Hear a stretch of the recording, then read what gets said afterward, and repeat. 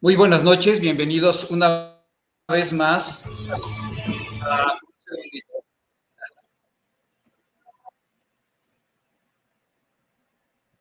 Eran nuestros patrocinadores que se metieron antes de tiempo. Muy buenas noches, una vez más, bienvenidos a Comunidad Creativa de Educación Libre, Asociación Civil, transmitiendo en vivo desde la ciudad de Cuernavaca, Morelos, y conectándonos hasta Reynosa, en Tamaulipas, con el licenciado David Martínez Longoria. David, ¿cómo estás? Muy buenas noches. Hola Miguel Ángel, ¿cómo estás? Es un placer saludarte y a toda tu audiencia también en esta tarde-noche. No, al contrario, David, me da mucho gusto que nos volvamos a encontrar, aunque ahora a través de la magia de las redes sociales y a distancia. Y déjenme comentarles que tuve el gusto de conocer a David en Zapopan, Jalisco, hace un par de semanas, en el primer encuentro de familias que educan en casa, un evento con una gran expectativa que tuvimos durante más de 6 meses para los organizadores, poder armar todo lo que se presentó en Zapopan. Y bueno, pues ahí me encontré a David Martínez Longoria, y si me permiten voy a mencionar un poquito de toda la trayectoria que ha tenido David. David Martínez Longoria es un líder y emprendedor con un historial comprobado de trabajo y servicio en los campos de la educación, el sector productivo y las organizaciones sin fines de lucro. Con una pasión por equipar a las personas y tener un impacto positivo en las nuevas generaciones, es experto en visión y planeación estratégica, oratoria, consultoría, redacción y enseñanza. David también es experto en desarrollo organizacional y profesional con una maestría en administración de empresas y una licenciatura en economía de parte del Instituto Tecnológico y Estudios Superiores de Monterrey. Y pues su formación académica, profesional es muy interesante, pero hoy vamos a platicar con David de un tema muy, muy, muy importante, muy trascendente, que es la educación clásica. Pero cuéntanos, David, ¿por qué te encuentras donde te encuentras el día de hoy en tu profesión? Muy buena pregunta, Miguel Ángel. Gracias, bueno, nuevamente por esta invitación y como bien dijiste, un placer de esas coincidencias tan gratas, haber estado en ese mismo evento y en esa breve conversación que tuvimos, darnos cuenta que tenemos muchas cosas en común. Tú en Cuernavaca, nosotros acá en la frontera noreste de México. Y como bien decías, bueno, ¿qué hace un economista hablando de educación? Pues esa es la historia de mi vida. Hace 20 años, bueno, después de salir de la universidad, hace casi 30 años, me estuve desarrollando como consultor en el área de negocios, haciendo consultoría en materia económica y también industria siderúrgica, automotriz, una carrera muy enfocada a la parte de consultoría de negocios, colaborando con empresas del Fortune 500 con operaciones en México. Pero hace 20 años, casi exactamente hace 20 años, y lo si lo contamos, estoy como a un mes de distancia de cumplir, o de haber cumplido, más bien dicho, esos 20 años exactos. Tomé la decisión, pues, de tener un giro en mi carrera profesional, esto debido, pues, a podríamos decir, un llamado o una misión familiar. Resulta que mis padres han estado muy involucrados en el tema de la educación ya por muchos años. Mi madre educadora, que fundó nada más y nada menos que ese colegio que veíamos, y nos hiciste el favor de compartir el video de Integrity School, un colegio bicultural, un colegio bilingüe, un colegio que además promueve y está fundamentado en una cosmovisión cristocéntrica, en valores judeocristianos, y además una institución acreditada no solamente nacional, pero también internacionalmente.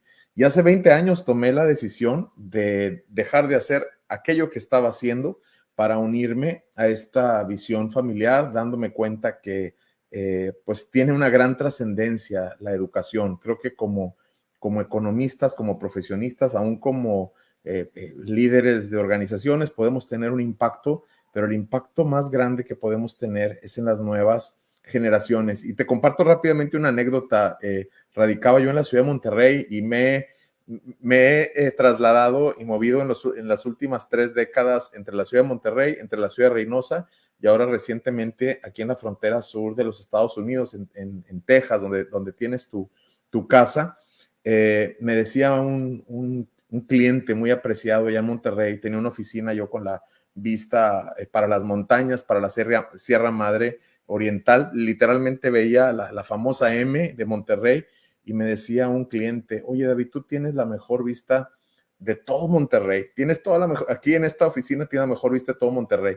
Y cuando vengo a Reynosa, en el colegio que trabajo, en aquel entonces mis 2 hijos más pequeños salían a tomar el recreo, el receso, por la ventana de mi oficina. Entonces yo tomaba café como lo hago ahora, me asomaba en la ventana y veía a mis 2 hijos, bueno, a mi hija y a mi hijo ahí en el resbaladero y jugando, y decía, bueno, a lo mejor antes tenía la mejor vista de Monterrey, pero ahora tengo la mejor vista del mundo. Poder ver a mis hijos en el receso todos los días, y la verdad es de que unirme a esta visión familiar de educación, pues no solamente trae satisfacción, pero un sentido de trascendencia para poder ayudar y para poder contribuir en la educación de las nuevas generaciones. David, acabas de mencionar algo que desde hace algunos años estamos replicando, estamos comentando, estamos tratando de aterrizar de una manera correcta y adecuada una visión cristocéntrica o una visión cristiana en la educación. Yo confío en Dios que este concepto no se traslape, no se polarice, sino que se mantenga en el lugar correcto y adecuado durante siempre para que este término no caiga en desuso.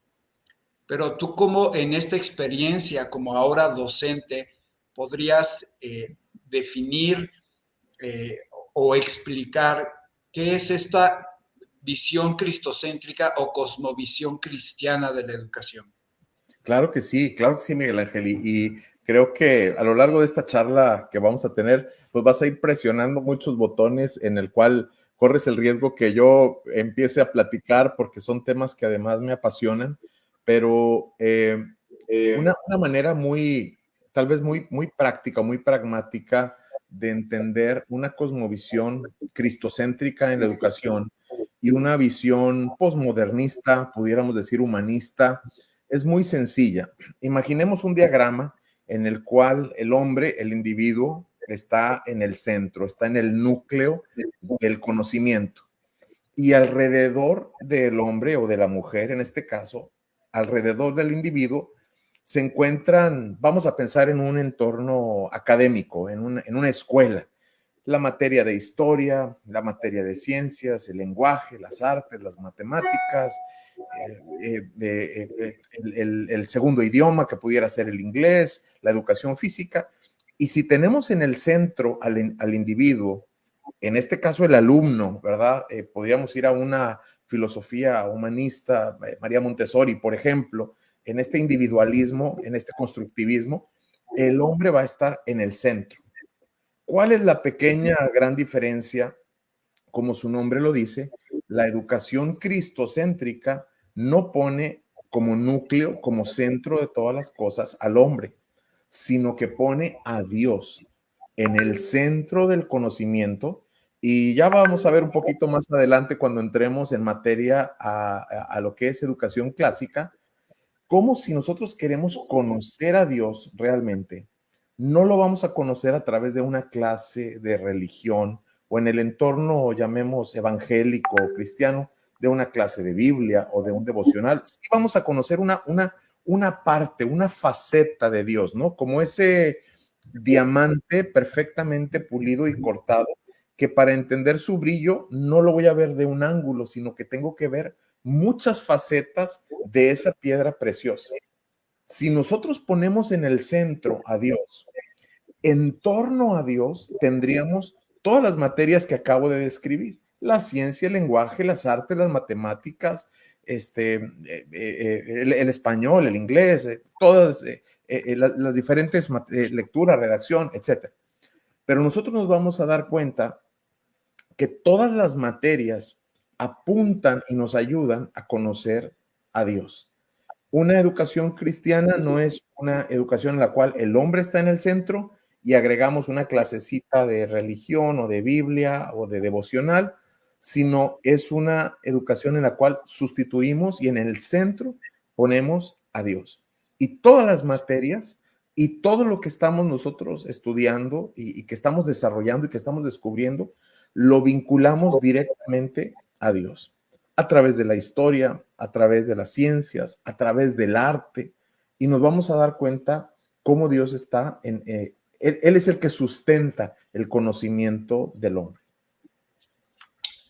Así es, pues una explicación muy breve, pero muy sustanciosa, y como lo mencionaba hace rato y con otros amigos con los que he tenido la oportunidad de platicar, creo que es algo que no podemos dejar que caiga en desuso el concepto, sino sabemos que es algo que es vivo, porque estamos hablando de una persona, ¿no? Que es nuestro Dios, el que está en el centro, y que ahí es donde nos movemos ahora, en este caso, en temas de la educación. Y David, tú tienes una presentación que nos quieres compartir, quieres que la ponga. Sí. Empezamos a profundizar ahí el tema. Déjenme aquí hacer un poquito de...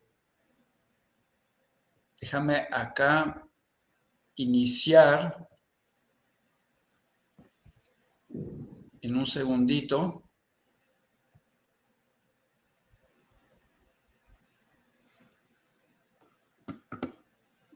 Un segundito, por favor.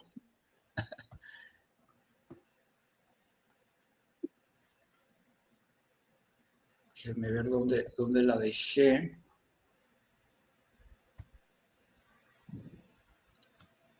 Y bueno, mira, mientras voy colocándola, ¿qué te parece, David? Algo que te mencionaba antes de iniciar. No vamos a hablar únicamente en cuanto a lo que pusimos como tema, ¿no? De lo básico a lo clásico. Estamos hablando de las artes liberales. Mientras puedo aquí yo colocar la presentación, quisieras, por favor, David, decirnos cuál es la manera correcta de abordar este tema, de mencionar, perdón, este tema en el que nos vamos a adentrar en unos momentos. Sí, claro. Pues me gustan las dos palabras porque, bueno, lo básico es lo esencial, es lo elemental. Mi madre, además educadora, además una excelente maestra, hacía una analogía muy interesante de la importancia de lo básico. Si queremos cocinar un pastel, necesitamos los elementos básicos para cocinar un pastel, ¿no? La harina, un poco de leche, un poco de aceite, los elementos esenciales. Ahora, hay otros ingredientes que no son básicos. Podemos poner fruta, podemos poner inclusive betún, alguna decoración, alguna otra cosa, pero no son los elementos básicos. Lo básico es lo esencial, es lo necesario. Yo puedo tener betún y fruta, pero si no tengo lo básico, no tengo un pastel. Sin embargo, si tengo lo esencial, si tengo lo básico, aunque no tenga fruta, aunque no tenga betún, aunque no tenga decoración, tendré un pastel. Entonces hay una relación entre la educación básica y la educación clásica, no en el sentido que la entendemos bajo un programa educativo nacional, ¿verdad? Educación básica, no me refiero a un nivel específicamente preescolar, primaria, etcétera, pero me refiero a lo más esencial. Y por eso el título de esta noche, de esta charla, de vuelta a lo básico, porque estoy convencido que en la educación, y no solamente en los niveles que a nosotros nos toca participar, que son desde preescolar hasta el nivel medio superior o el nivel preparatoria, como le conocemos también, sino inclusive a nivel profesional, a nivel licenciatura, a nivel ingeniería, a nivel maestría inclusive. Nos hemos enfocado más en los otros ingredientes, en el betún, pues, en la fruta, y hemos olvidado lo esencial. Por eso es la importancia de vuelta a lo básico, de vuelta a lo clásico. Y veo por ahí que estás compartiendo ya la presentación. Tal vez nos podemos ir a esa diapositiva que hace esta pregunta, pues muy sencilla, pero muy poderosa. ¿Qué es lo clásico? ¿No? Y podemos empezar por ahí. Creo que es la diapositiva número 19, Miguel Ángel. Y si tenemos tiempo, después regresamos a la otra parte. Más adelante es en la diapositiva número 19.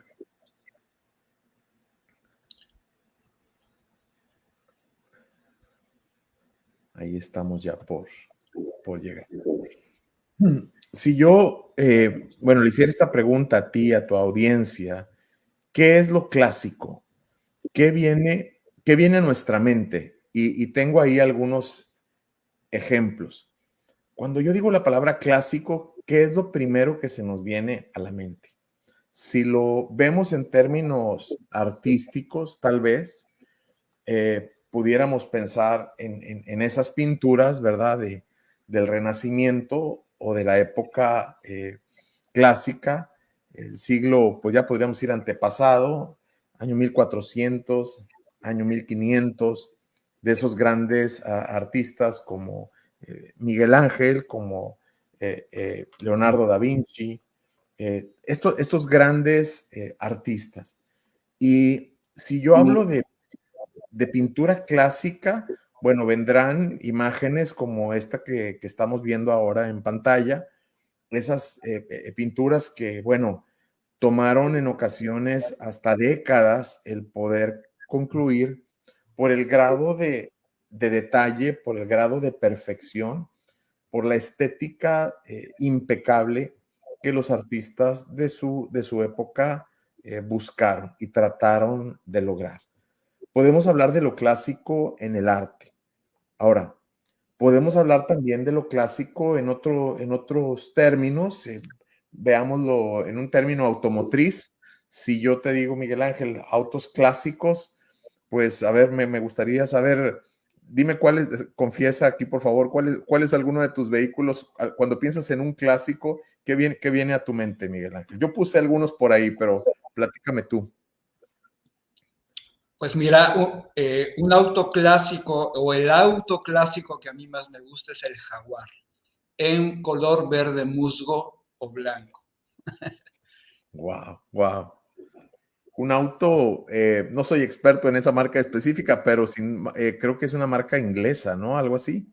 Así es. autos muy bellos como ese Mercedes-Benz que aparece por ahí, el clásico Porsche 911, y por ahí un Ferrari 250 GTO. Pensamos en autos clásicos y pensamos en esto. De pronto cambia un poco el concepto de clásico y será que las nuevas generaciones a lo mejor ven los carros de los 80s o de los 90s, vamos a hablar en décadas, no, ya no en... ¿Te fijas la diferencia? Cuando hablamos de pintura, nos teníamos que remontar más de 1000 años hacia atrás, ¿verdad? Y en términos de automotrices, pues es una historia mucho más corta, ¿no? Pero sin embargo es clásico. Ahorita vamos a ver por qué esta diferencia no se refiere a una época, sino se refiere a un momento. Tengo un ejemplo más. Si vamos a la música, por ejemplo, en el ámbito musical, pues se viene a la mente Beethoven, Mozart, Chopin, Bach, y por qué no decirlo, incluí ahí una imagen con todo propósito mucho más moderna para decir, a ver, ¿de qué estamos hablando? ¿De música clásica o estamos hablando de rock and roll? ¿O hay una diferencia abismal en los periodos y en el estilo de música? Sin embargo, la palabra clásica abarca un momento, ¿no? Aún si tomáramos el género pop o el género rock, los músicos estarían de acuerdo que, bueno, los pioneros, ¿no? Son los clásicos. En este caso, esta banda, pues tan conocida de los Beatles, marcaron una pauta, marcaron el inicio de una era. Y aunque si bien hay una distancia, ya lo decía, en estilo, en épocas, marca una pauta. Ahora, entonces cuando hablamos de clásico, ¿de qué estamos hablando realmente? Vimos pintura, vimos ingeniería automotriz. Aquí tengo una definición muy sencilla, si la puedes por favor compartir.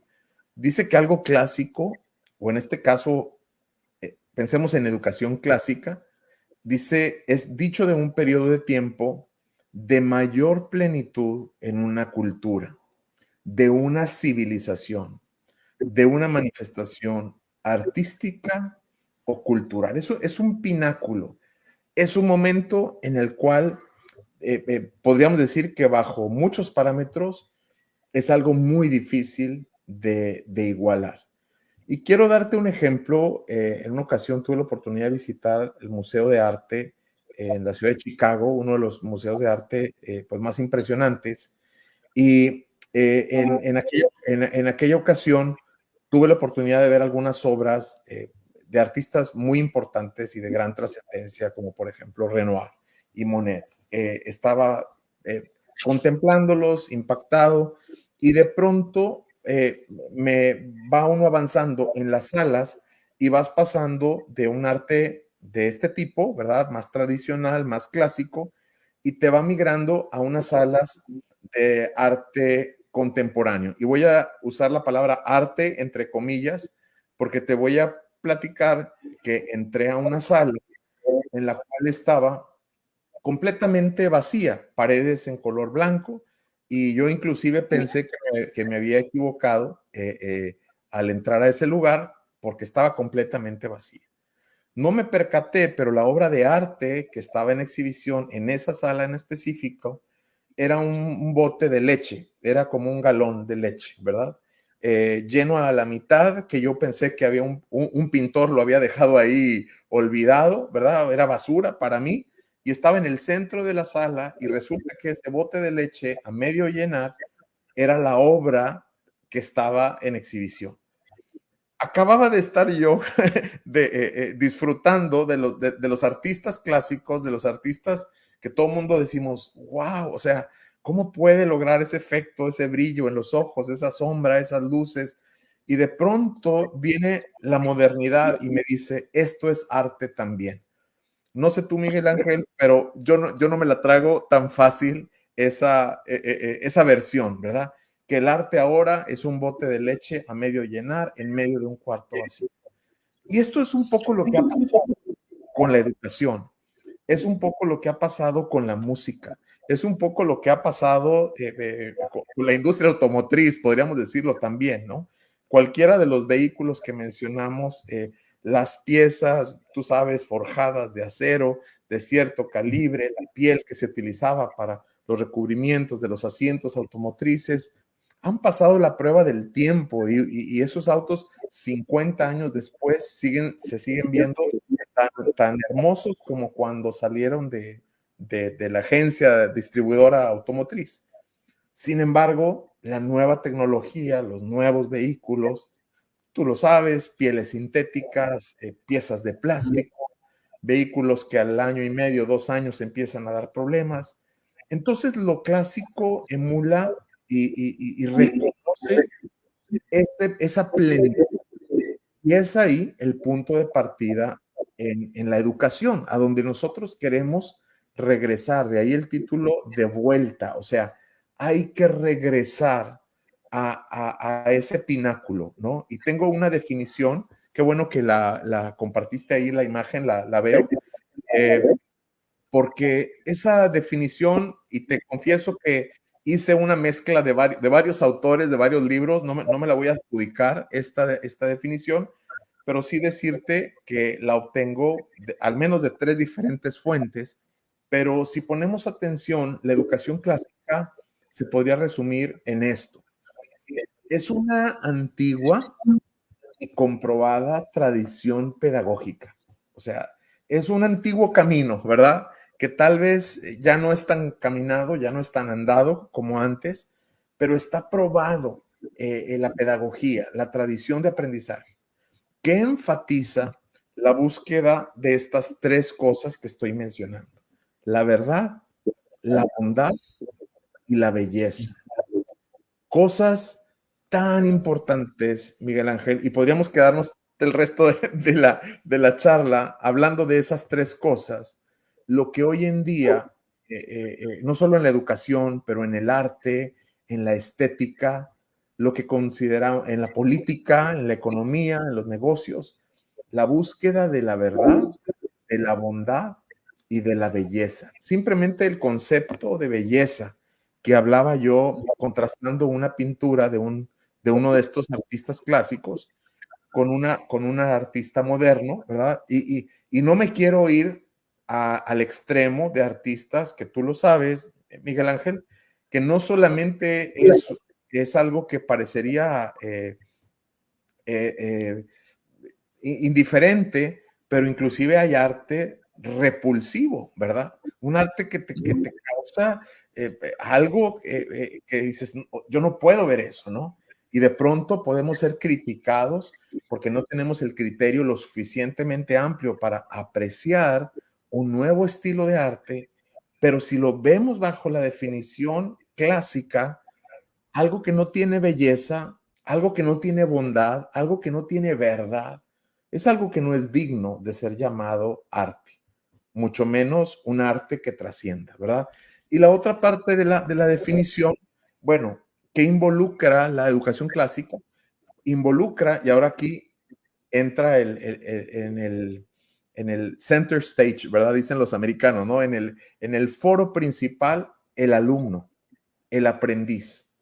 El aprendiz toma un rol activo en una gran conversación del aprendizaje, el cual empieza desde que el niño nace, desde el primer día de su nacimiento hasta el último día, hasta su último aliento en esta tierra, una gran conversación de aprendizaje basado en la formulación de preguntas, en la búsqueda de respuestas a esas preguntas, el consultar, el escuchar opiniones, el desarrollar una lógica, el desarrollar una opinión, un punto de vista, y generando un círculo virtuoso, ¿verdad?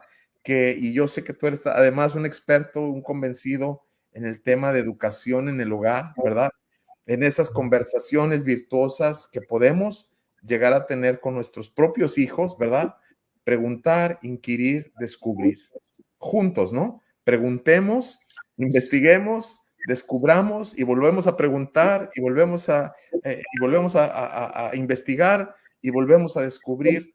Y es un círculo virtuoso del aprendizaje, ¿no? Pero siempre con este objetivo de la búsqueda de la verdad, de la bondad y de la belleza. Wow. Pues mira, me doy cuenta, regresando un poquito a estos ejemplos que utilizaste de la música, de los autos, me acuerdo que siempre mencionamos que lo clásico nunca pasa de moda, ¿no? Que es algo que está ahí, impacta. Hablando de coches, me quedé pensando en el Ford T40, el primer automóvil, ¿no? Y que ese impacto que hace algo y que se queda como clásico, pues precisamente trasciende, y en este caso la educación, como lo mencionas, en estos tres puntos, ¿no? La verdad, la bondad y la belleza, y que se suman a esta cuestión de la conversación, y que es algo que se está perdiendo al interior de las familias, ¿no? La riqueza del acto de hablar y ser escuchado y poder opinar y compartir ideas, se está perdiendo pues por la modernidad, ¿no? Llamémosle redes sociales o celular. Eh, este antagonismo que está provocando David en contra de la educación clásica. Fíjate que para contestar esta pregunta, quiero confesarte que, bueno, me considero un eterno aprendiz de este gran tema, ¿no? Porque es un océano en el cual pudiéramos pasar todo un tiempo tan solo acercándonos a una isla, ¿no? O en un golfo de ese gran océano. Hace muchos años, en estos 20 años que tengo de estar sirviendo en el área de la educación, de estar involucrado en el área docente, y gracias a Dios fue muy al inicio de mi carrera como educador. En los primeros 5 años de mi carrera como educador, yo tuve la fortuna, tuve la bendición de encontrarme con autores, con eventos y con personas, inclusive conocer algunos modelos educativos, vamos a decirlo así.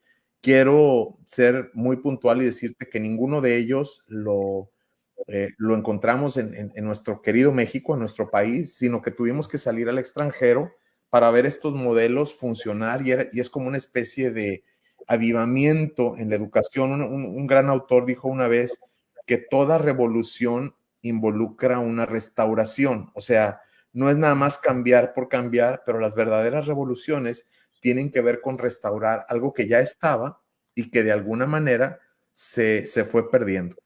Y me encontré yo con un artículo cuando a principios de la década del 2000, sería 2007, 2008, cuando estaba en boga, en boom, el famoso Silicon Valley o el Valle del Silicio, tú lo sabes, en California, donde todas estas empresas como Google, posteriormente Facebook, en su momento Yahoo y todas aquellas pioneras de las .com, había una escuela en esa zona en la cual todos estos genios de la tecnología, y qué bueno que mencionaste celulares, pantallas y iPads y dispositivos de todo tipo, donde todos estos genios de la tecnología enviaban a sus hijos a una escuela en particular en esa zona de California, donde no había pantallas, donde no había celulares, donde no había tecnología.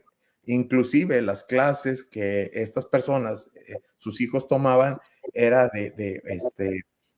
para coser, ¿no? Aprendían a coser, aprendían un poco de carpintería, aprendían cosas muy rudimentarias. Y cuando yo leí ese artículo, me impactó el ver cómo estas personas que evidentemente pues van adelante en la curva de aprendizaje, en la curva generacional, la curva tecnológica, se dieron cuenta que sus hijos y que las nuevas generaciones no debían de perder lo elemental. Ese artículo me impactó, te repito, hace más de 15 años que lo leí. Y número dos, la oportunidad que tuvimos de asistir, ahora sí, a una primera conferencia de educación clásica en los Estados Unidos. Lo recuerdo aquí en el estado de Texas, en el cual, por cierto, nuestro colegio, Integrity, Era el único colegio internacional, por supuesto el único colegio de México, porque todos los demás eran colegios de diferentes estados, especialmente del norte de los Estados Unidos, donde de alguna manera ya se estaba gestando, llamémosle este avivamiento educativo o esta restauración educativa de regresar a lo elemental. Entonces, se contrapone, sí se contrapone, y yo considero que la pandemia no vino sino a agravar todavía. Ahora, no quiere decir que la educación clásica esté peleada con las herramientas tecnológicas. Precisamente la conversación que tú y yo estamos llegando a tener, igual de significativa si estuviéramos en persona, cara a cara. La tecnología obviamente es muy útil, pero sin embargo, lo importante es que una cosa no sustituya la otra, ¿no? Y en ese sentido, sí se contrapone, básicamente porque estamos siendo bombardeados con cosas, tú lo sabes, muy efímeras, cosas que están tratando de redefinir lo que es verdad, de redefinir lo que es bondad, de redefinir lo que es belleza, y lo que hoy es bello, mañana no lo va a ser. ¿Por qué? Porque las redes sociales lo van a decir. Lo que hoy es verdadero, para hoy a medianoche ya no va a ser verdadero porque alguien más me cambió mi opinión o me influyó.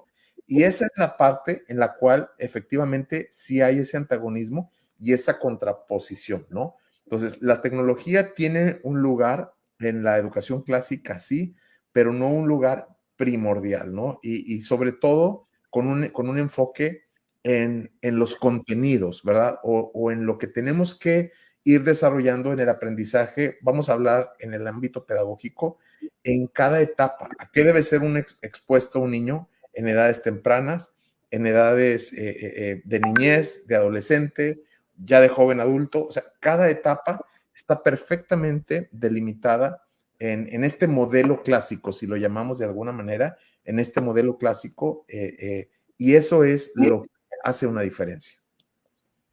Ok, vamos a esta pregunta. ¿Qué comprende la educación clásica? Sí, bueno, la educación clásica, habiendo definido que, pues, que es esta ruta, esta tradición pedagógica, comprende siete grandes ramas, siete aspectos, los cuales pudiéramos dividir en los primeros tres. Tal vez digo, voy a hablar un poquito de todos, pero quisiera concentrarme tal vez en los primeros tres, que en la siguiente diapositiva, si podemos por ahí compartirlo, los primeros tres elementos de la educación clásica se conocen como el trivium o las tres vías, ¿no? Esas tres vías de la educación, de hecho, tienen una progresión muy interesante de la mano de la edad o de la madurez del alumno, del aprendiz, del niño. Y esas tres etapas son la gramática, la lógica y la retórica. Quiero ir platicando y a la vez aterrizar para que sea ejemplos pues sencillos de entender o de explicar por mi parte y decirte que cuando nosotros descubrimos o redescubrimos estas herramientas, parecería, bueno, ¿es algo nuevo o es algo que ya teníamos? Yo confío que aquí en la audiencia que tú tienes, en este grupo que estamos aquí conectados, pues sabemos varias generaciones representadas. Seguramente hay millennials, bueno, espero que haya millennials conectados, pero espero también que haya, voy a decir jóvenes todavía, porque me voy a referir a mi generación, que es la generación X, nacidos en los años 70, todavía principios 80, y una generación más atrás, que es la generación de los famosos baby boomers, tú lo sabes, nacidos en los 60, nacidos en los 50, y bueno, ya no me voy para atrás, pero vamos a pensar que esas son las generaciones aquí representadas. Simplemente la generación de los baby boomers, personas nacidas en los 50, 60. La generación X, nacidos en los 70 y todavía en los 80. Esas dos generaciones, cuando nosotros estudiamos, sin importar si se trataba de una escuela privada o pública, si era la escuela que nos tocaba ahí del Estado o federal, o si tuvimos la oportunidad de ir a una escuela particular o a un colegio, invariablemente nosotros experimentamos educación clásica, ¿verdad? Y aquí no me estoy saliendo del tema porque estamos hablando de la gramática, de la lógica y de la retórica. Vamos a hablar un poco del español, la conjugación de un verbo. Y si le hablo de generación X hacia atrás, tenemos en la mente la conjugación de un verbo, nuestro maestro, nuestra maestra, escribiendo el yo, tú, él, nosotros. De hecho, algunos nos alcanzó todavía el vosotros, ustedes, ellos. Ya los de los 80 nomás ya le quitaron el vosotros, pero en México todavía en los 80, cuando aprendíamos a conjugar un verbo, todos los verbos que aprendimos en la escuela, la maestra o el maestro escribía en el pizarrón. Yo corro, tú corres, él corre, ¿verdad? Nosotros corremos, ustedes corren, vosotros, ¿verdad? Corren, y ellos corren, ¿verdad? Y esa conjugación es parte de la educación clásica. ¿Por qué? Porque está basada en la repetición. Estamos hablando de la gramática. La gramática es la etapa esencial. Hay un dicho en educación clásica que me encanta. Dice, el final depende del principio. En otras palabras, la meta, o sea, el cómo llegas a la meta depende de cómo empezaste la carrera. Platicaba con un amigo hace unos días que corrió un maratón el domingo, por cierto, el domingo pasado corrió un maratón y él decía, los primeros 10 kilómetros, dice, el reto más fuerte que tengo yo es no acelerar mi paso. Mi cuerpo me pide correr más rápido, más fuerte. Siento que tengo toda la energía del mundo, pero tengo que educar a mi mente a correr y a mi cuerpo a correr despacio, porque esa energía la voy a necesitar en los últimos 10 kilómetros. La energía que me sobra al principio la voy a necesitar al final. Y la gramática son los rudimentos, son los fundamentos, son las conjugaciones de esos verbos. La parte de la gramática, y ya me estoy metiendo mucho aquí a detalle, pero creo que es importante, el cómo aprendimos las tablas de multiplicar. Y yo te aseguro, cuando vemos, Miguel Ángel, los resultados de la más reciente prueba PISA en México, en el año 2022, en el 2022, donde México está rankeado en un lugar 51, creo, de 73 países, estando nosotros por debajo en el nivel de matemáticas del promedio de los países de la OECD, nos damos cuenta que algo pasó en la enseñanza de matemáticas que ya no se enseña como antes, ¿no? Así como decías, los carros de ahora ya no son como los de antes. La música de ahora ya no es como la de antes. El arte hoy en día no es como el de antes. La enseñanza tampoco es como la de antes. Aprendíamos las tablas de multiplicar cantaditas, ¿no? 2 por 1, 2 por 2, 4. Y todo el salón hacíamos algo bien aburrido, que era cantar las tablas de multiplicar hasta el 12, me enseñaron a mí. Luego supe de una generación que le enseñaron la tabla del 13 también, si mal no recuerdo. Pero luego, ¿qué fue lo que pasó? A mis hijos ya nomás les tocó hasta la del 11, ya no les querían enseñar la del 12, nomás llegaron hasta la del 11 y creo que ahora van en la del 10 y creo que ahora ya no enseñan las tablas, enseñan otra manera de aprender las multiplicaciones, pero la gramática es la repetición, la gramática es la cancioncita que si yo te digo 6 por 6, o sea, ya la respuesta la tienes grabada. Esa es la parte de la gramática tan importante que si lo vemos en términos de niveles educativos o de grados escolares, estaríamos hablando aproximadamente hasta quinto grado de primaria. Todavía hasta quinto, tal vez en el sistema latinoamericano pudiéramos extenderlo hasta sexto, donde estamos llenando nuestro cerebro de información. Las capitales, ¿verdad? De los estados, las capitales, de los nombres de los países, el mapa, las fechas, o sea, parecería que estamos nada más como periquitos, ¿verdad? Pero es una etapa muy importante que nos va a dar lugar a la siguiente etapa, que es la lógica. Pero bueno, no quiero hacer un monólogo, Miguel, tal vez quieres intervenir. Quería enfatizar la primera de estas 3 etapas del Trivium. En nuestro colegio, por cierto, lo tenemos muy identificado hasta quinto grado. O sea, nosotros enfatizamos todo lo relevante a la etapa de la gramática. O sea, no me refiero a la materia de gramática. La materia de gramática es una cosa. Esto estamos hablando de una etapa educativa, ¿verdad? Llamada gramática, y que involucra mucha repetición, mucha memorización, ¿verdad? Y esta manera, pues casi hasta redundante de aprender, pero lo único que hace es que, por ejemplo, el tenista, tú lo sabes, o el golfista, o el nadador, el que practica natación, no es otra cosa sino practicar los mismos movimientos una y otra y otra y otra vez. Una vez alguien me dijo que la maestría no es hacer cosas extraordinarias, la maestría es hacer cosas ordinarias de una manera constante, de una manera continua, ¿verdad? Sí, yo lo veo en el caso de una de mis hijas que toca el violín, cuando está ensayando, y sobre todo un acorde con doble cuerda, tú estás oyendo una y otra vez el mismo acorde, porque es difícil con a dos cuerdas, y las veces que sea necesaria esta repetición. Y creo que lo interesante en esta parte del trivium, David, la gramática, en los primeros años, esto es muy enriquecedor en las conversaciones de la familia, ¿no?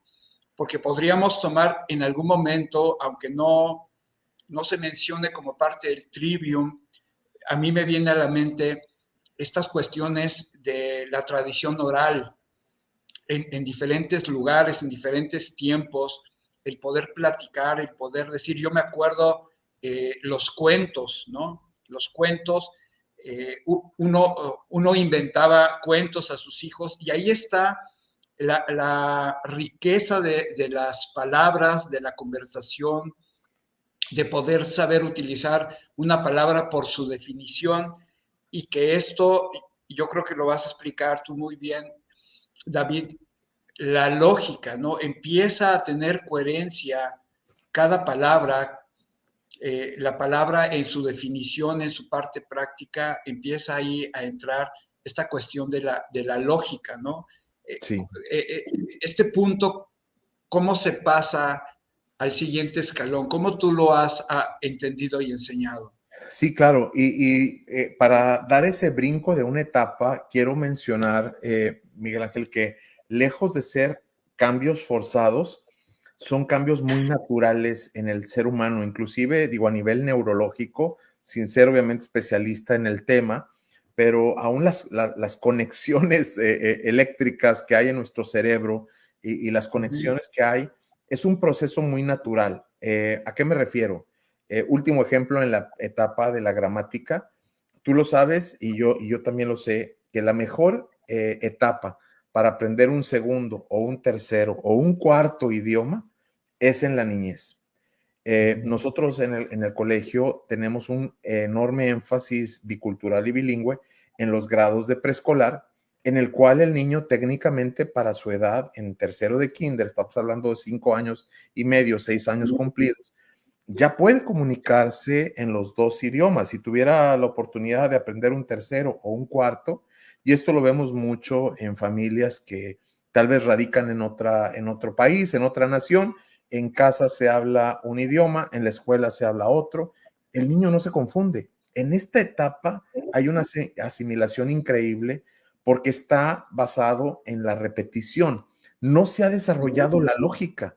Es esa intuición o esa mecánica del violín, ¿verdad? O del swing de golf o el swing de la raqueta que se masteriza o se domina en la etapa de la gramática. Ahora, hay un momento en la preadolescencia, vamos a llamarla de esta manera, sexto grado de primaria para nosotros en nuestro colegio o secundaria en la mayoría de las escuelas o colegios o adolescencia, donde viene esa parte de, a ver, el por qué, ¿no? Si la gramática se enfoca en el qué, la lógica se enfoca en el por qué, ¿verdad? A ver, ¿y por qué 2 por 2 son 4? Ok, ya me lo aprendí que 2 por 2 son 4, pero ¿por qué 2 por 2 son 4, no?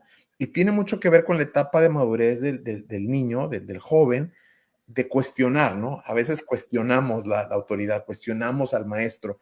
Un poco de reto o un mucho de reto ahí implícito que lejos de ser amenazador para el educador o para el maestro, debemos de aprovechar esa curiosidad o ese reto para poder desarrollar la lógica, ¿no? Y la lógica bajo el modelo clásico se desarrolla específicamente en esa etapa, volviendo a niveles educativos, sexto de primaria y podríamos decir toda la secundaria, todavía hasta segundo, tercero de secundaria. El por qué, el desarrollar esa lógica, ¿no? Si, ok, los planetas giran alrededor del Sol, ok, ¿por qué? Las leyes de la gravedad, los objetos son atraídos al centro de la Tierra, ok, sí lo son, pero ¿por qué? Y en cada una de esas materias, en la historia, ¿verdad? ¿Por qué se dieron los sucesos? ¿Cuáles fueron las causas de los sucesos que estudiamos en la historia? ¿Cuáles son las causas, las razones detrás de la lógica matemática, de la resolución de problemas, el comprender un pasaje o una lectura o un libro? Y entramos en esta etapa o en este segundo elemento del trivium, que es la lógica. Quiero aprovechar y te prometí que iba a hacer algunas recomendaciones y comparaciones, porque estas no están en la presentación, pero quiero comentarte que un par de libros, en este caso, no han sido traducidos al español todavía, los tengo aquí conmigo. Mira, son dos libros de lógica. Por cierto, estuvimos ahí el día que nos vimos en Zapopan, y causó un gran interés en los padres en el evento. Se llama Las herramientas, ¿verdad?, del aprendizaje. En inglés, The Thinking Toolbox, ¿verdad? Y lo pongo aquí en pantalla por si alguien lo está interesado. Tenemos la fortuna de conocer a los autores. Son un par de hermanos, Nathanael y Hans Gudorn. Ellos radican en el estado de Colorado, en los Estados Unidos, y han desarrollado este libro. Tú lo puedes ver hasta una caricatura en la portada, todavía muy llamando la atención de los chicos en el nivel secundaria. Y ese mismo libro tiene una segunda parte que se llama El detector de falacias.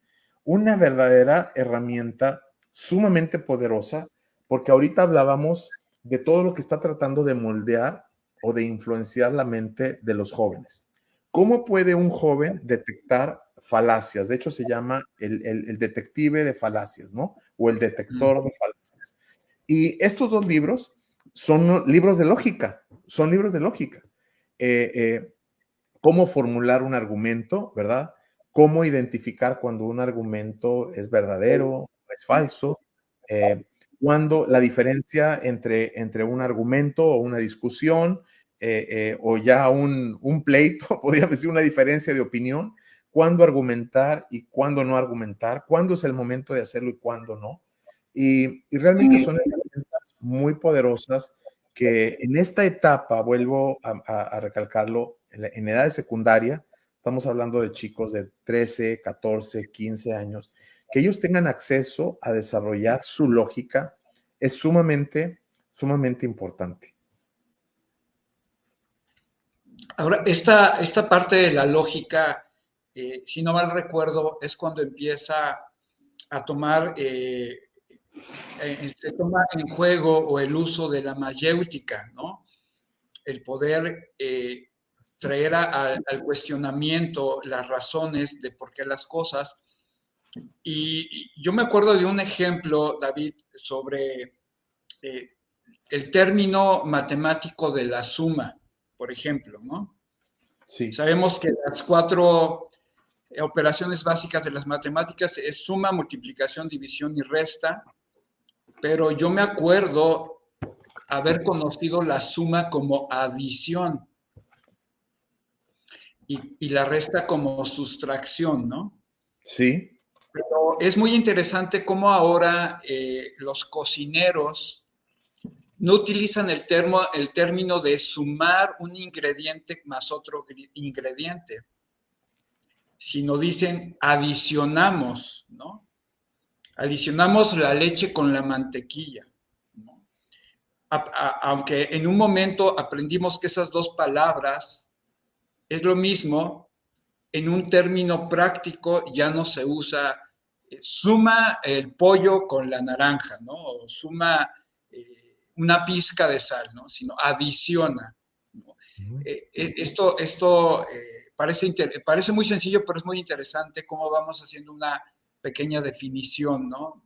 Más acertada o más asertiva en nuestra forma de dialogar y de platicar.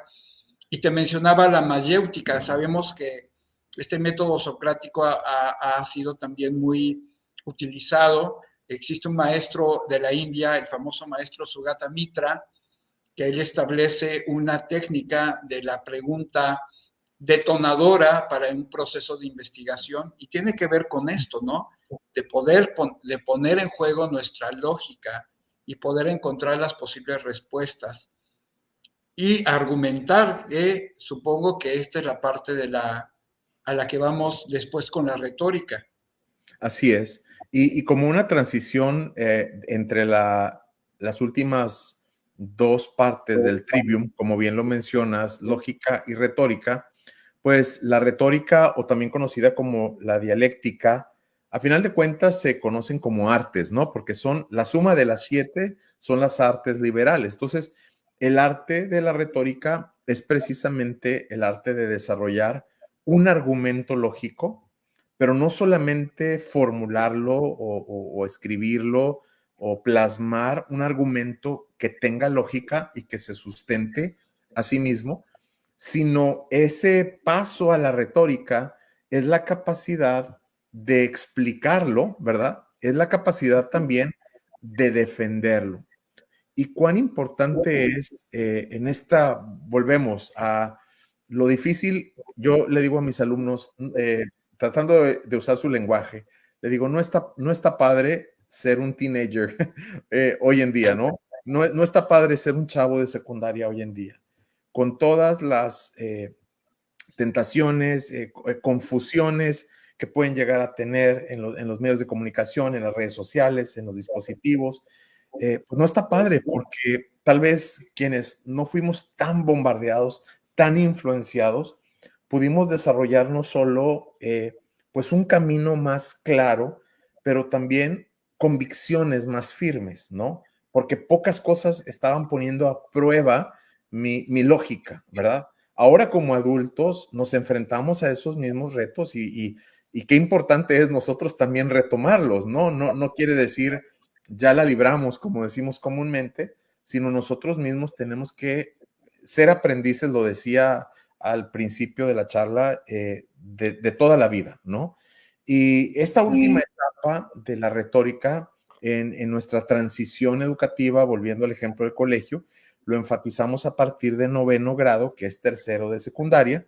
Nosotros seguimos un modelo un tanto más parecido a lo anglosajón, donde 9º grado o tercero de secundaria viene a formar parte ya del bachillerato o de la high school. Tú sabes que en Estados Unidos high school o bachillerato es 9º, 10º, 11º y 12º. Y aunque bien seguimos un sistema semestral, desde 9º grado tratamos de dar este brinco hacia la retórica.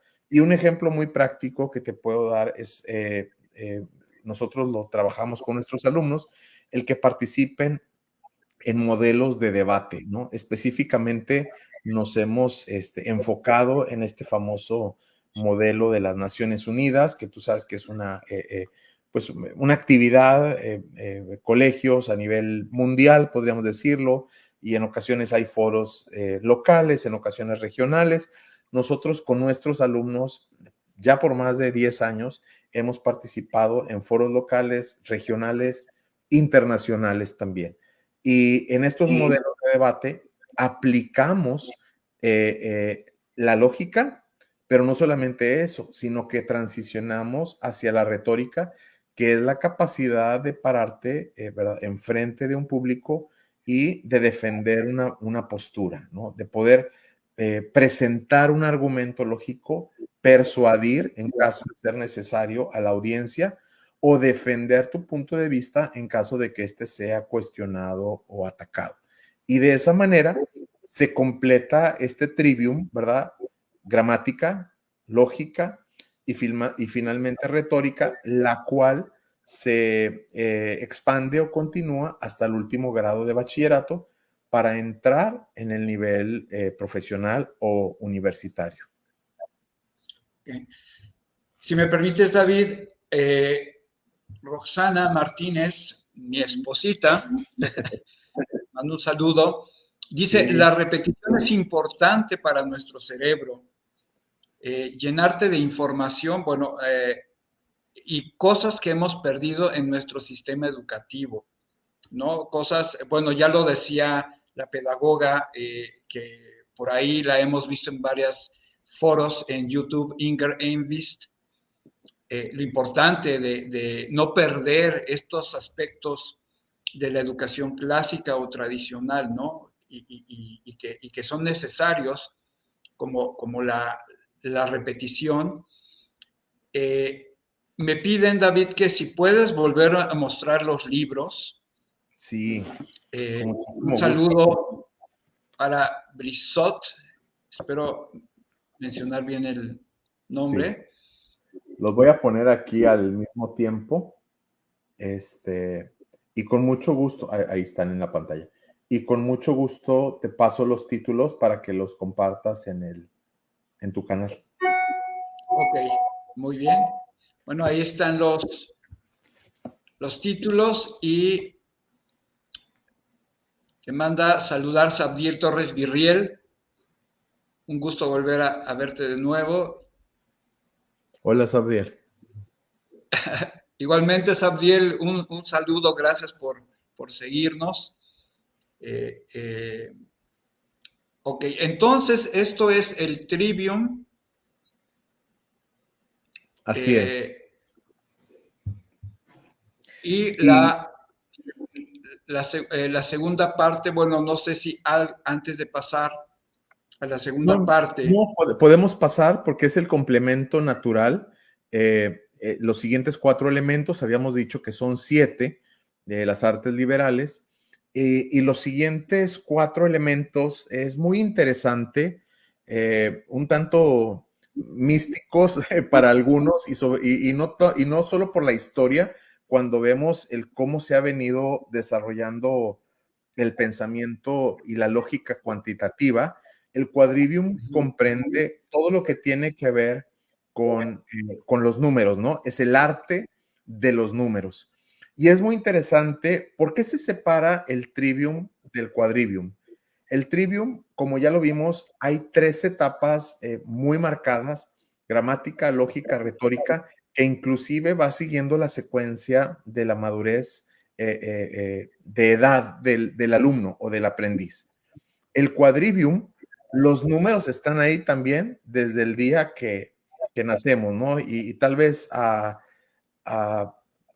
reserva de no dar el mejor ejemplo, yo creo que aún antes de desarrollar el habla, si nuestra mamá, ¿verdad?, nos daba el biberón o nos daba pecho o leche a cierta hora, yo creo que ese espaciamiento de tiempo, empezamos a ver lo que dura un momento, ¿no? Entre una comida y otra, ¿no? Y la noche, y si de pronto se aleja por ahí papá o mamá, o sea, inmediatamente la parte numérica, los ritmos empiezan a formar parte de nuestra vida, de nuestra educación, y el quadrivium son estos otros 4 elementos que repito, dentro de la educación clásica, que tienen que ver con las artes numéricas o cuantitativas.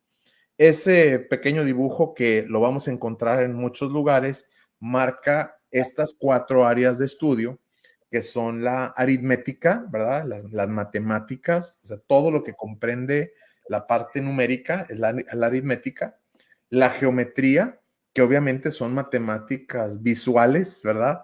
Son ángulos y son gráficas, pero todo está sustentado, o sea, aun si yo dibujara un garabato con mi mano en este momento, tú y yo sabemos que un experto matemático pudiera formular ese garabato numéricamente, ¿no? Y es tan interesante el darnos cuenta que la parte aritmética y la parte geométrica conllevan esa información cuantitativa que la sustenta. Pasamos a la parte de la música, que, bueno, para los que nos gusta la música y a lo mejor no tanto las matemáticas, o al revés, que nos gustan las matemáticas y sentimos que no tenemos el menor talento para la música, es interesante darnos cuenta cómo la música está considerada dentro del arte de los números o del arte cuantitativo, perdón. Ahí en ese pequeño diagrama que está por ahí está el pentagrama, ¿verdad? La clave de sol y las notas que conocemos, do, re, mi, fa, sol, así, pero sabemos que las notas no solamente tienen un valor sónico, ¿verdad? No solamente tienen una tonalidad o un timbre, pero también tienen un ritmo y tienen una secuencia métrica y rítmica. La música es matemática también. Y por eso la música forma parte del quadrivium, ¿verdad? Y finalmente, el cuarto elemento del quadrivium es la astronomía.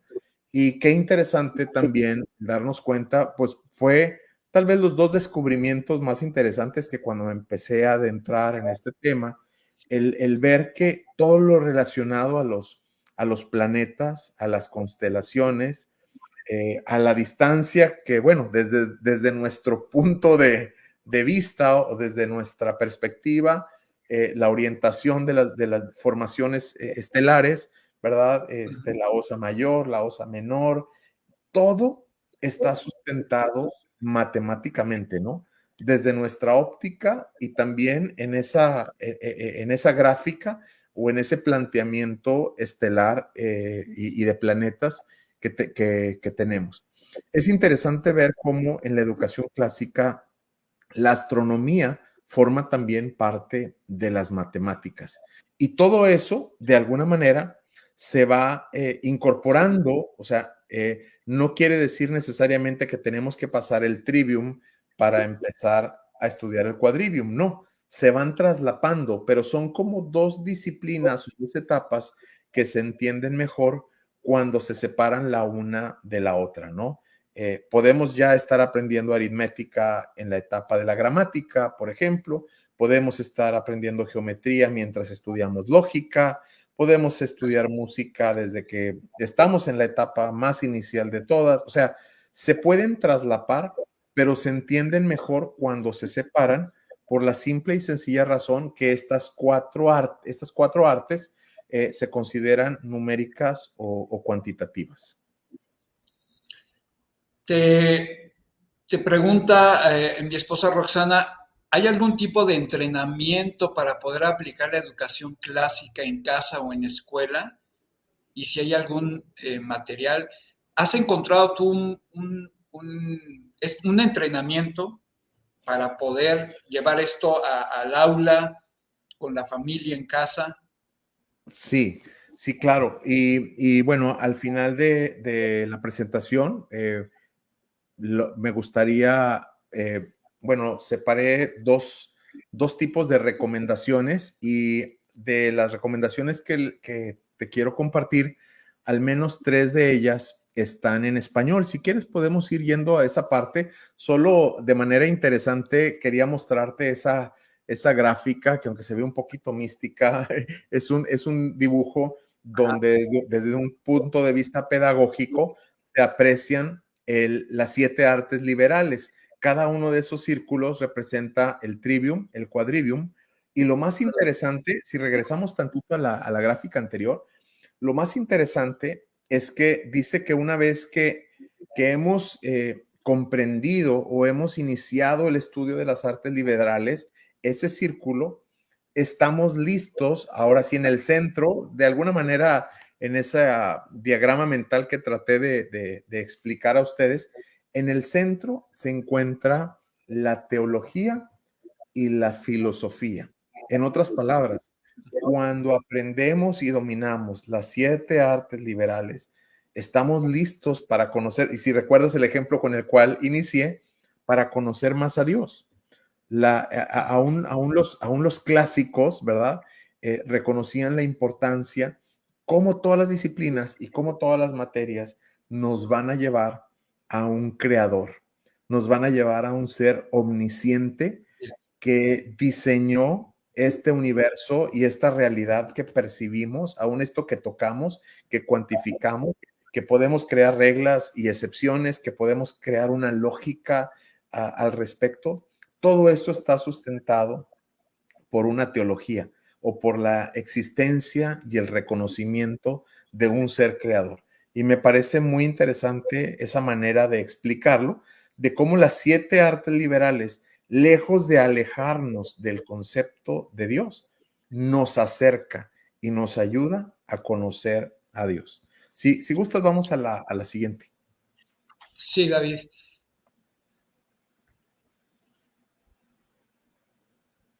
Ese es otro dibujo, bueno, otra pintura que habla de las 7 artes liberales y ahí están, el autor no lo alcanzo a leer aquí, pero lo voy a hacer un poquito más grande. Aquí ya, será por la hora, Miguel, que ya no, la vista ya no nos da, Francesco Pesilino, y son las 7 artes liberales, una obra pictórica del año 1422 al año 1457.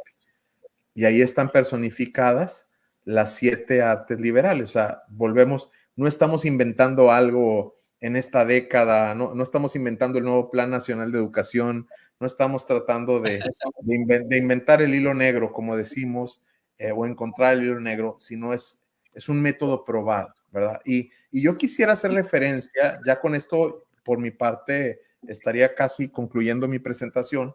Quiero hacer referencia a algo, y esto es una aportación propia, Miguel Ángel, que con mucha humildad quiero compartirte, porque aún más allá de los clásicos, ¿verdad? De este periodo griego, latín, y de todo esta parte tan importante, tú hablabas del método socrático, pudiéramos ir a Platón, pudiéramos ir a Homero y esas grandes obras. Por cierto, en el medio de educación clásica, pues esa como gran trilogía, ¿verdad? Esos 3 libros tan importantes que dice que todo alumno debería no solamente de leer, pero también de entender. Me refiero a la Ilíada y a la Odisea de Homero, pero también a la República de Platón.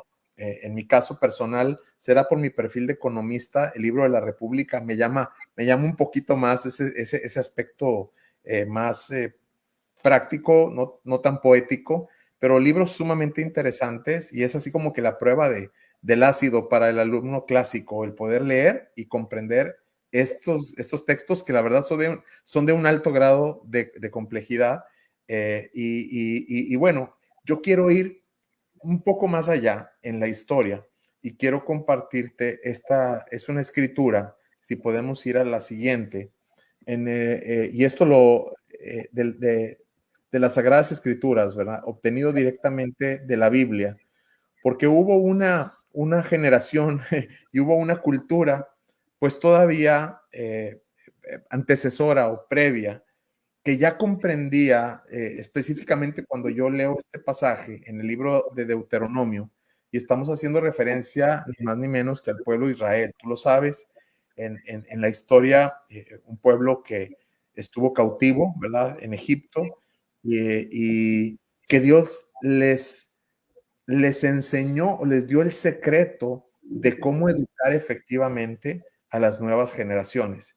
Y cuando yo leo este capítulo 6 de Deuteronomio, pienso mucho en la etapa de la gramática, porque habla de repetir, habla de memorizar, habla de estar en esa constante práctica. Y lo voy a leer porque estas son palabras de Dios habladas a su pueblo Israel, mucho antes que los clásicos empezaran con sus métodos, ¿verdad? Clásicos. Dice, oye Israel, Jehová nuestro Dios, Jehová uno es. Dice, y amarás a Jehová tu Dios de todo tu corazón y de toda tu alma y con todas tus fuerzas. Y estas palabras que yo te mando hoy estarán sobre tu corazón. En ese verso 5 podríamos decir que es el contenido curricular. ¿Qué es lo que tenemos que enseñar a esta generación de israelitas? Y sabemos que es un mandamiento no exclusivo para Israel, aplica para nosotros también. Enseñar a nuestros hijos, a las nuevas generaciones, a amar a Dios con todo su corazón, con toda su alma y con todas sus fuerzas. Pero a partir del versículo 7 nos da la metodología que me recuerda mucho a la etapa de la gramática. Dice, y las repetirás a tus hijos y hablarás de ellas estando en tu casa y andando por el camino y al acostarte y cuando te levantes. Y las atarás como una señal en tu mano y estarán como frontales entre tus ojos. Y las escribirás en los postes de tu casa y en tus puertas. Y para mí es una, una herramienta, una fórmula secreta que Dios nos está dando y que nos está recordando algo tan elemental como la repetición, la continua repetición a las siguientes generaciones, a nuestros hijos, a nuestros alumnos, para que quede grabado en su mente y en su corazón.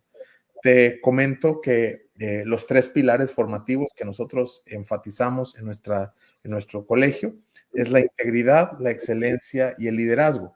Creemos mucho en los trinomios, creemos mucho en estas fórmulas de 3 elementos, la integridad, la excelencia y el liderazgo. Y a lo largo de todas sus etapas educativas, de todas las edades, de todos los niveles escolares, estamos enfatizando en los niños, en las nuevas generaciones, la integridad, la excelencia y el liderazgo. Es algo que nos distingue. Y pensando en el economio, como dice, la importancia de repetirlo, repetirlo, repetirlo, para mí tiene una gran relación y correlación con el método clásico. David, y platícanos cómo los padres de familia de Integrity School han recibido esta propuesta de enseñanza a través de las artes liberales. ¿Ha habido alguna oposición? ¿Ha habido curiosidad y un gusto porque así se esté dando? ¿Cómo ha sido la experiencia para la escuela?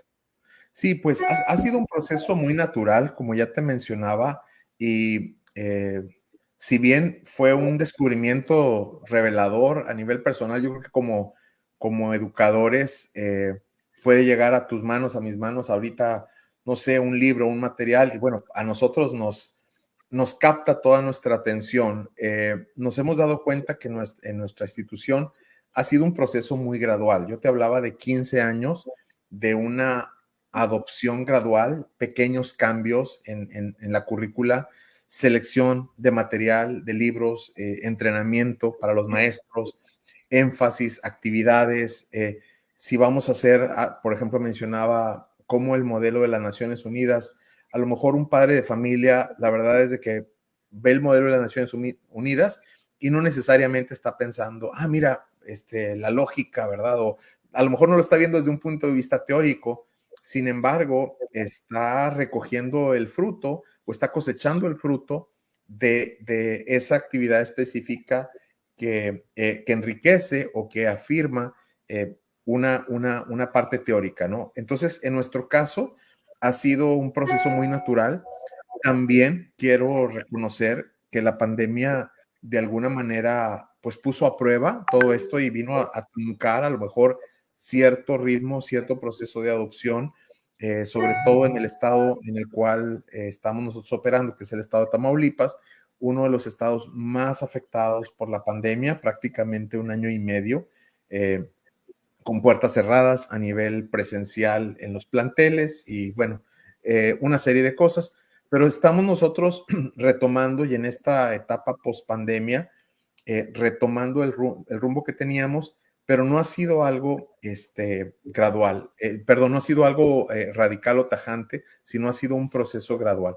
Esta misma charla que estoy compartiendo contigo la hemos compartido con padres de familia en diferentes tiempos, en otro tiempo, con maestros, y tratamos de que todo sea coherente, como ya lo mencioné, desde la selección curricular, desde las experiencias formativas, las experiencias pedagógicas, y que todo vaya contribuyendo pues a un resultado final. Estamos muy lejos y una vez en una conferencia precisamente nos decía que a veces la palabra educación clásica pues causa respeto, admiración, pero a veces también como un poco de miedo, ¿no? ¿Seremos verdaderamente una escuela clásica, no? ¿O seremos en un sentido purista clásico? Y aquí lo importante es empezar, es como conocer el mapeo general de esta metodología y empezar a dar algunos pasos, aunque sea comprando un libro clásico, ¿no?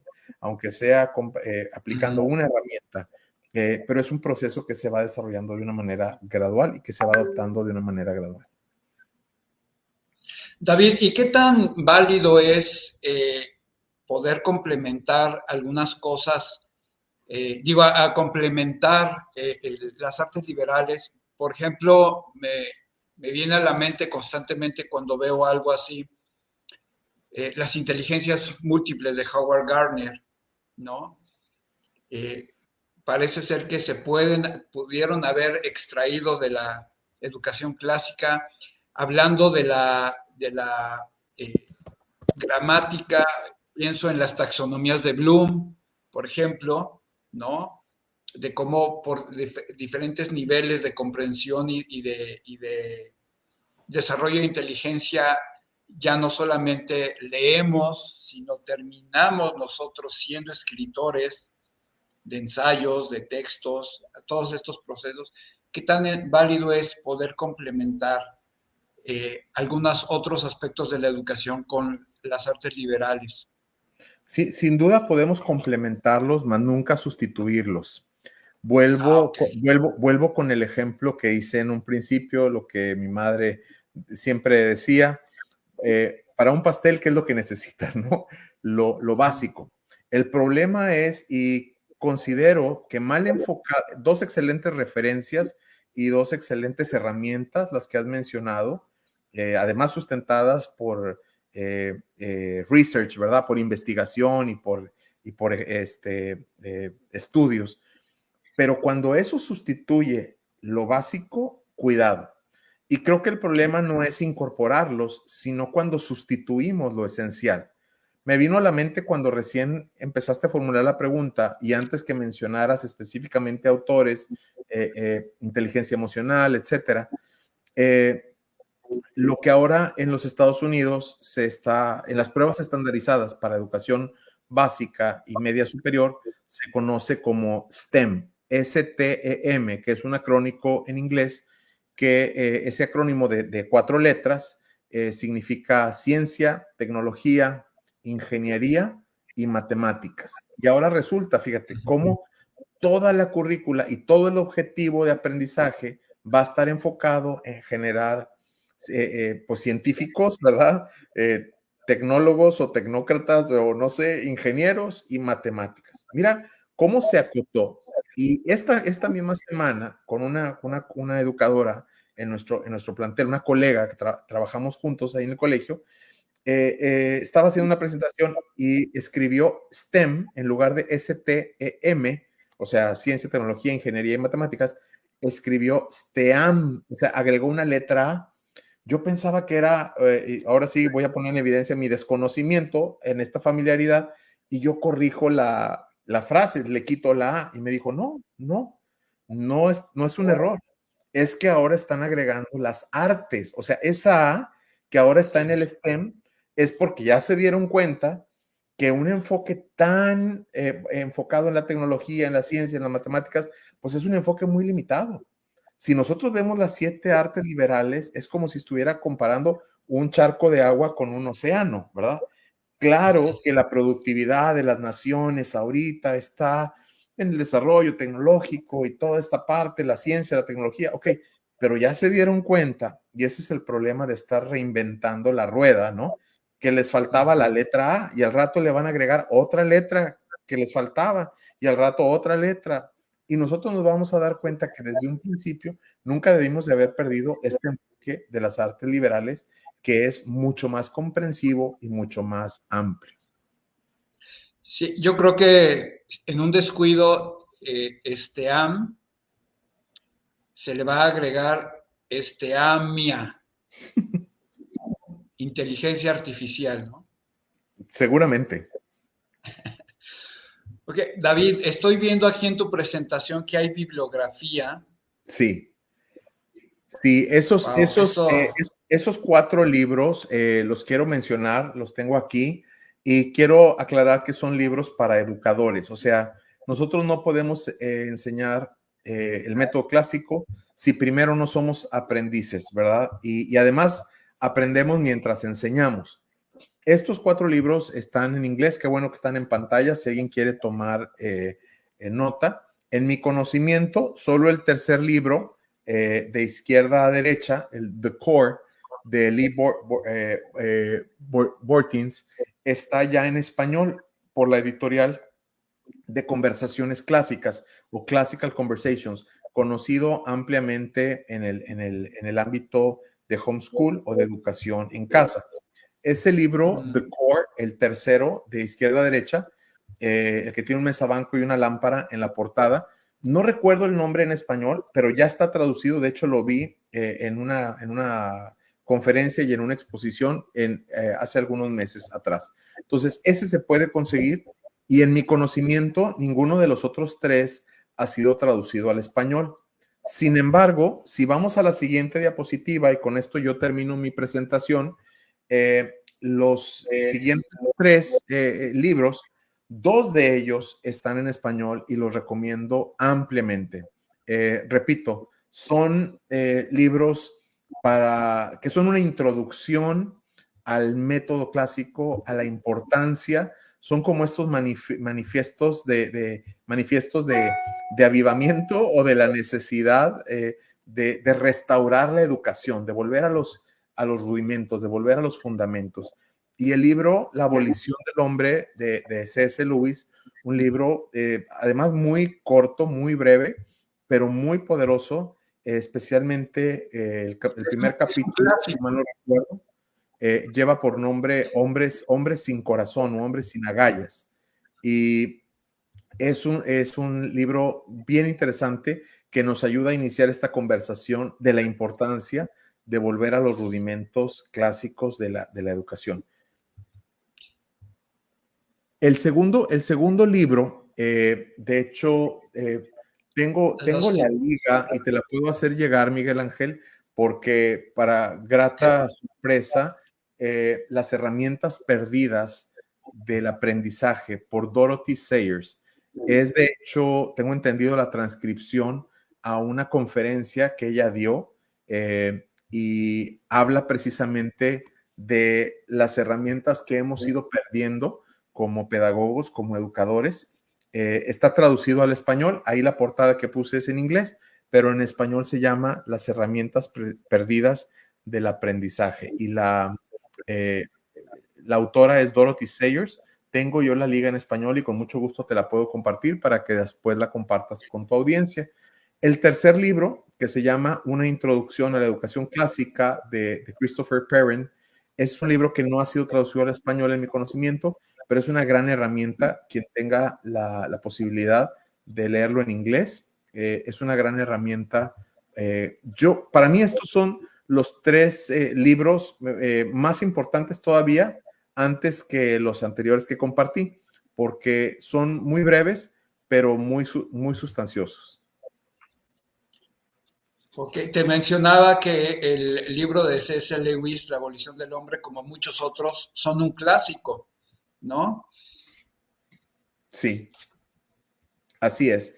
Pues con esta última diapositiva por mi parte, Miguel, digo, hay más cosas que platicar, pero estoy viendo también el tiempo y no quiero tomar más tiempo. Te decía que el riesgo conmigo pues es que voy a seguir hablando de esto toda la noche, pero me gustaría mejor como enmarcar todo lo que hemos hablado y cerrar con esta parte de las recomendaciones, que como te lo dije, aun cuando estábamos antes de iniciar la transmisión y tu entrevista que amablemente me has hecho, mi objetivo es crear en la audiencia, en quienes nos escuchan, quienes se conectan, pues nada más el deseo de seguir aprendiendo, como nosotros estamos en esta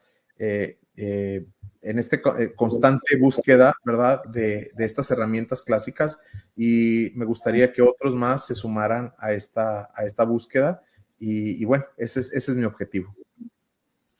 No, pues muchísimas gracias, David. no sé si alcanzaste a escuchar, te mencionaba que hablando de clásicos, La abolición del hombre o los libros de C.S. Lewis son un clásico que deben de estar bueno, no deben de estar solamente en los estantes o libreros en las casas, sino en las manos para su lectura y su disfrute. Te quiero hacer dos últimas preguntas, David. Son examen sorpresa. ¿Sí? Son muy sencillitas. Si te es posible responderlas. ¿Cuál es tu libro favorito? Bueno, además de la Biblia, además de la Biblia, que es mi libro favorito de todos los tiempos, por muchas razones, trato de leerlo, si no completo, cada año, porque hay veces que empiezo con uno de sus 66 libros y me puedo quedar ahí 2 o 3 meses estudiándolo, pero además de la Biblia, que es por mucho mi libro favorito de todos los tiempos, pues el problema es que mis otros libros favoritos, pues va cambiando, va cambiando con el tiempo. Digo, por mencionar un clásico, Mero Cristianismo de C.S. Lewis, es uno de mis libros favoritos, Mero Cristianismo de C.S. Lewis, pero quiero mencionar otro libro que es de un espectro completamente distinto y tiene que ver más con mi parte emprendedora, organizacional, y es un libro que me ha acompañado. Yo doy una clase de liderazgo y de integridad a mis alumnos seniors de preparatoria, un libro de Jim Collins que se llama Good to Great, por qué algunas empresas logran hacer la transición. Este libro empieza diciendo en su primera página que el peor enemigo de lo grandioso es lo bueno, ¿no? Y nos motiva este libro a no quedarnos con lo bueno, sino aspirar a lo grandioso. Es un libro que me ha inspirado, motivado por muchas razones, entre ellas habla del perfil de un líder de nivel 5, así lo describe el autor Jim Collins, el líder de nivel 5, y explica la diferencia de un líder de nivel 5 con un líder de nivel 4, 3, 2, 1. Y eso nos ha dado en mi clase de liderazgo que yo doy a mis alumnos de preparatoria, que por cierto, no te he platicado, Miguel Ángel, que tengo la bendición de haber sido maestro o de ser maestro todavía de todas y cada una de las generaciones de preparatoria que han pasado por nuestra escuela desde que existe. Es decir, todos los seniors que han egresado de la prepa han sido mis alumnos en esa materia en específico. Y bueno, el libro Good to Great, o creo que en español se llama Empresas que sobresalen. No le hace justicia la traducción, pero el libro Good to Great de Jim Collins es un libro favorito. Y bueno, te podría decir otros más, pero bueno, con esos dos ahorita. Ok. Y la segunda pregunta y última, David, si cuentas con una película favorita.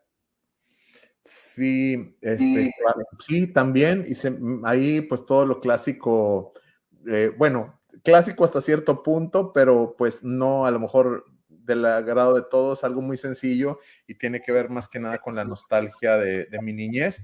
Es la película de las Guerras de las Galaxias, el episodio 4.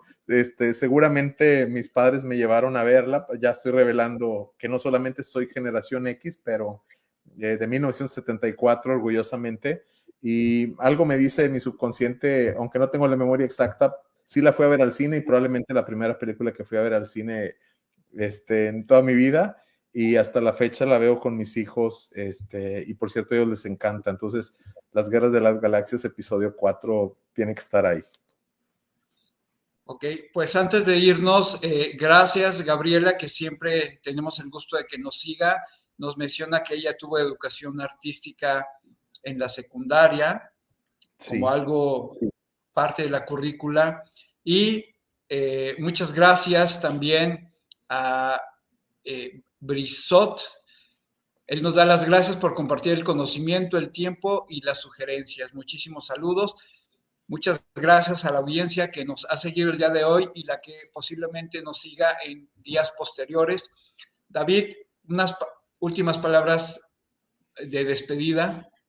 No, pues muchísimas gracias, Miguel Ángel. Realmente doy gracias a Dios la oportunidad que nos dio de conocernos allá en Zapopan y esperando que no sea la última vez que nos conectemos. Sé que somos colegas y consiervos en este llamado a la educación, especialmente la educación cristocéntrica con bases cristianas y bueno, es un placer, un saludo a todos y sinceramente muchas gracias por dejarme compartir este tiempo con ustedes y además platicar un poco de lo que hacemos en Integrity School. Pues muchísimas gracias, David, gracias a la audiencia. Nos vemos en la próxima emisión. Los espero el 20 de diciembre a las 7 de la noche. Vamos a tener el gusto de platicar con Dorcas. Todos los homeschoolers, todas las familias que educan en casa, no se pierdan esta plática con Dorcas, próximo viernes, no recuerdo si es viernes, pero es el 20 de diciembre a las 7 de la noche. Estás invitado, David. Gracias. Vamos a hablar de un tema muy importante, que todo lo que está girando alrededor del homeschool en Latinoamérica. Y pues muchísimas gracias. Una vez más transmitimos desde la ciudad de Cuernavaca, Morelos, conectándonos a Reynosa. Sí estás en Reynosa, ¿verdad? Estoy en McAllen, Texas, ahorita. McAllen. Sí. Y bueno, como ustedes han visto, nos hemos estado internacionalizando un poquito. Y pues muchísimas gracias. Nos vemos la próxima semana y que Dios los bendiga. Que descansen.